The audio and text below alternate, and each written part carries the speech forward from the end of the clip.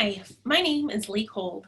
I teach English and journalism at East Central College in Union, Missouri, and I wanted to take a few minutes to talk to you about the possibilities in studying humanities in your college education and the value of studying humanities and also more broadly a liberal arts education. So I'll share a brief presentation with you and then I will have my contact information at the end of the presentation if you'd ever like to talk further.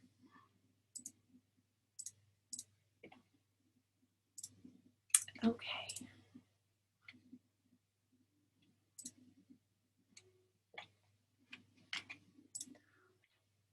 All right, so first, just kind of the value of the humanities and liberal arts. And before I jump into kind of the really practical version of how valuable these courses and programs of study are, I want us to look at some definitions. What do we mean when we use these words? You may start hearing the term humanities a lot when you start thinking about college, and it's perhaps not a word you've heard before. So here's the definition of what we're talking about when we talk about humanities. It is quite broad, as you can see, very much about human culture, whether it's literature, history, art, music, philosophy. This isn't a cut and dry definition, as you can see, but the bullet point list on the right, you can see some of the most common courses and disciplines we're talking about humanities. And they all are kind of connected to that human connection, human culture throughout history. These might also, we can just kind of get this out of the way straight out the gate.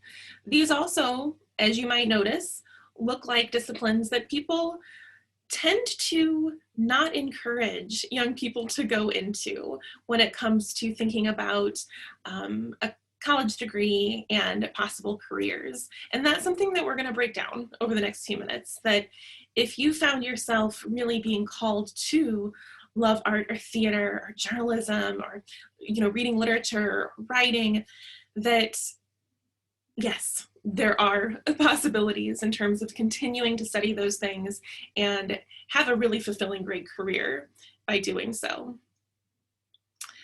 Much more broadly, when we talk about liberal arts and liberal studies, these are, again, it's broader. It's academic subjects such as literature, philosophy, math, and social and physical sciences.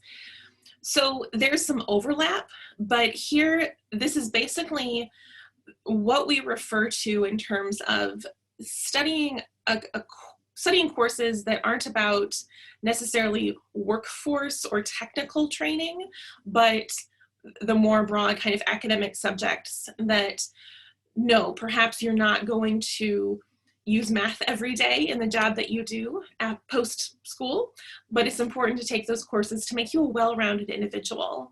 So the kind of basic idea behind the importance of liberal arts or liberal studies is that education is for kind of creating full-rounded whole people and citizens and not just workers.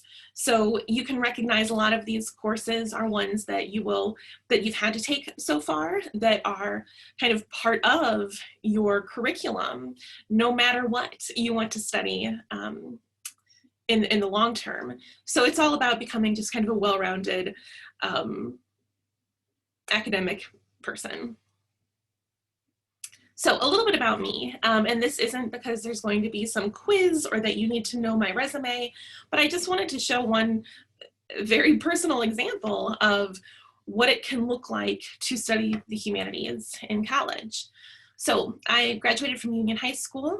I got a Bachelor of Arts in English from Westminster College. I kind of knew that I would need to go to grad school for the careers that I was interested in at that point, even though I wasn't 100% sure what I wanted to do. And that's something important also, that I know that we all, and I think your generation in particular, feels a lot of pressure to kind of know exactly what you want to do when you're a teenager. Most of us didn't. Most people don't know exactly what they want to do. Add to that the fact that the career you might end up doing and loving 5 to 10 years down the road might not even exist right now. So be gentle with yourself. Know that it's okay if you don't know exactly what you want to do, but how important it is to just keep going and keep learning and keep getting your education. So after I got my bachelor's degree in English, I worked in community journalism and corporate communications. Part of that journey, I realized that my goal was to teach at the community college level because it kind of put together a lot of things I was passionate about doing. And that's something that you have to figure out as you go. So as I was working on my MFA in creative nonfiction writing, I worked as a copy editor and proofreader, communication specialist, and edited a small town newspaper. I still do freelance writing on the side. But I was lucky that that work experience plus my education allowed me to get the job at ECC, and I've been here for 13 years now, and I love it. So this path may not look anything like the path you're interested in, but I just wanted to show you how possible it is to start with that degree that people say perhaps isn't that useful, and certainly build a career off of it.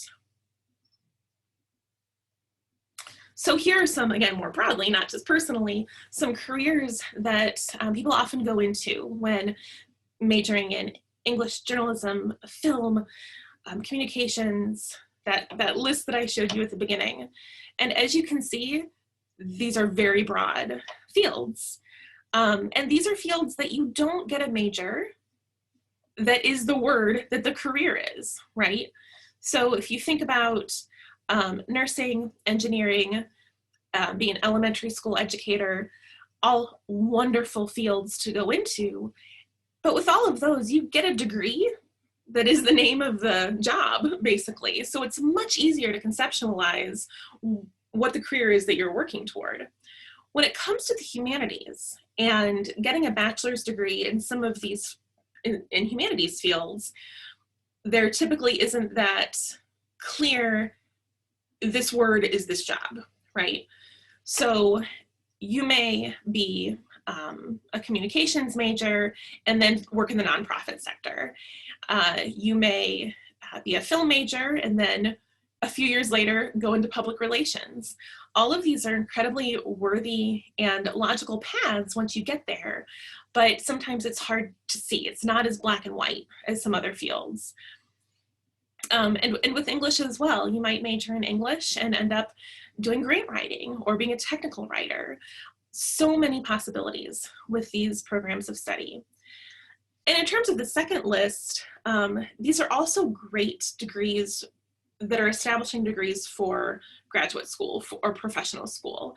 So if you want to be a lawyer or teach higher levels or teach high school, you would need to get that certification. These are all kind of common graduate or professional degrees that people go on to pursue after a bachelor's degree in the humanities. And you can spend all day looking at hard and fast data about how employers want employees with the skills that a humanities degree will give you. Critical thinking, complex problem solving, written and oral communication, these are all essential skills in pretty much any field, and employers want those skills. And those are the skills that you really practice and excel in a humanities degree. Again, you'll see a few of these slides, these answers from employers who want employees with intellectual and interpersonal skills, thinking critically, communicating clearly, solving complex problems. All of these things are so important. So keep that in mind as you pursue a degree that again, it may not very clearly step you into one specific job, but the skills you're gaining will be what give you a leg up in the workforce. A recent study, and I have a more recent slide as well, shows that 84% of humanities majors a year after college graduation are satisfied with their choice of major.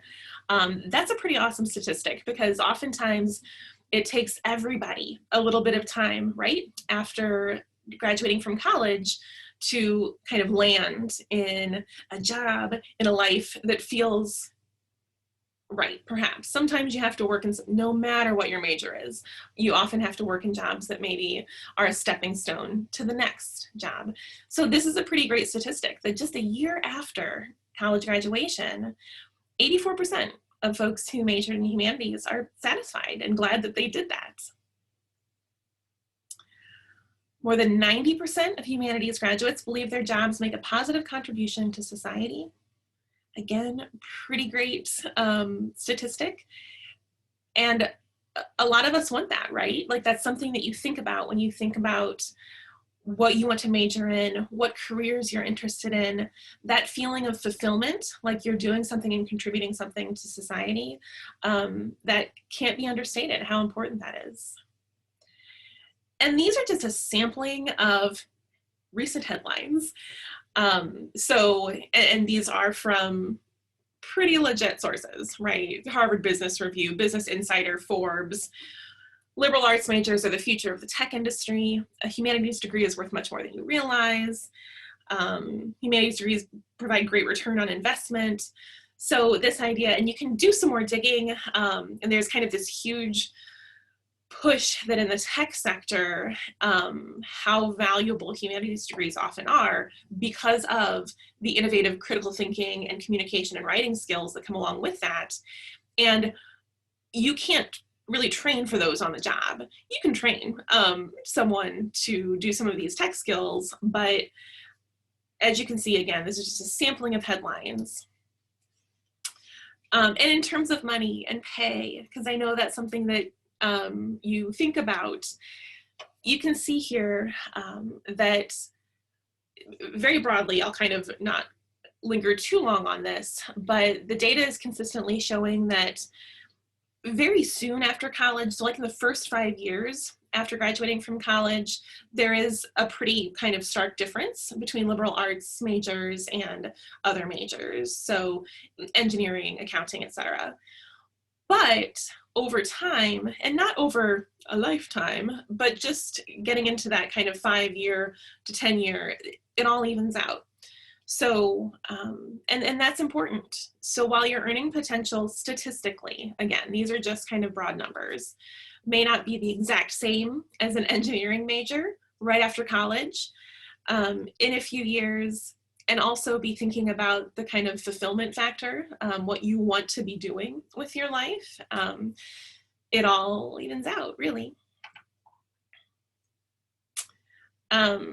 And if you're still stuck, like, no, I want to know that there's dollars and cents in this path, there certainly is. And again, sometimes that will require graduate school, but again, that's a great investment to go into a career that will serve you and you feel like you are also serving the world and contributing to society. But these are mid-career pay examples. Again, these are just kind of broad statistics. There are examples that I'm sure are much lower and much higher than these numbers. But humanities majors is here. So again, attorney, you would need grad school for that. Editorial director, corporate communications director, those likely do not need grad school. Those are typically positions that a bachelor's degree plus really good tested experience, those are paths you can, confidently know that are out there. And then social sciences too on the right. Sometimes there's kind of cross interest in these fields. So this is a quote from Business Insider. The humanities are a good bet because the things that are hardest to computerize or outsource are going to be all about skills that emphasize human interaction. Empathy, sociability, writing, analyzing, and reacting to people. These are all things more likely to come from the humanities than hard sciences. So again, the value of these courses, the courses on their own, but also even majoring in the humanities. Microsoft president, the idea that social sciences and humanities are so important and becoming even more important. Languages, art, history, economics, philosophy, human development. Again, this focus on critical, philosophical, and ethics-based skills. And then a quote from Steve Jobs, the co-founder of Apple, that technology alone is not enough. It's technology married with liberal arts, married with the humanities, that yields us the results that make our hearts sing. So just kind of a lovely statement, right? But here we have the co-founder of Apple, and we don't need to talk about, that company and its success, acknowledging how important the humanities and liberal arts are in not only society, but also very specifically the tech field. Another important note is that it's been found that people who take more humanities courses in college have a greater possibility of civic engagement. And what that means is being involved in your community, in your society, whether it's community service, political service, and that's really important. And again, this is all connected and tied to this idea of kind of human interaction and communication and that skill set, but how humanities courses, not just a degree, but courses themselves, can launch you toward a life of, career fulfillment, but also civic engagement. And this reflects that as well, kind of how important that is to employers. Want students who can solve problems with a diverse population, students learning about ethical issues and debates in their field. So again, a lot of problem solving, the vitality of democracy and humanities and liberal arts are such a big part of that throughout history. So this is important to employers as well. And then this was just kind of a random screenshot from my LinkedIn. So my background. And this was in one day, I think a year or so ago, just some job openings in the area that I would be qualified for, right? So social media administrator, contract technical writer, communication copywriter, podcast producer, content editing coordinator. All of you may not have even heard of these jobs before. I can tell you that if you're in high school right now watching this, most of these jobs did not even exist when I was sitting where you were sitting. And now they do. So the idea that you can kind of confidently pursue that humanities pathway, if that's where you find your calling and your talents and your skills, you should feel empowered to do so. And again, just yet another headline showing statistically that humanities grads are gainfully employed and happy. And both of those things are important. So at ECC, so even if ECC isn't where you would like to attend college, it's still important that you can kind of see the language that's used and some of the degree pathways that you might find at other colleges. So in terms of specific courses, thinking about literature courses, foreign language, mass media and media studies, so film, journalism, philosophy, civilization, art, music, theater. So that's where you'll find kind of the courses in the humanities, generally speaking, but certainly at ECC. At ECC, we have transfer degree pathways. So if you're interested in pursuing a bachelor's degree, you will be getting an Associate of Arts at ECC. However, you really will want to work closely with your advisor and faculty in the discipline to make sure you're taking the right courses so that when you do transfer, you're transferring as a junior and feeling like you're on track to get that bachelor's degree. So at ECC, we have an arts and humanities pathway with a few different tracks that you can choose. So again, it's broadly arts and humanities. You may know that you want to get a bachelor's degree in English, so you would choose the English track.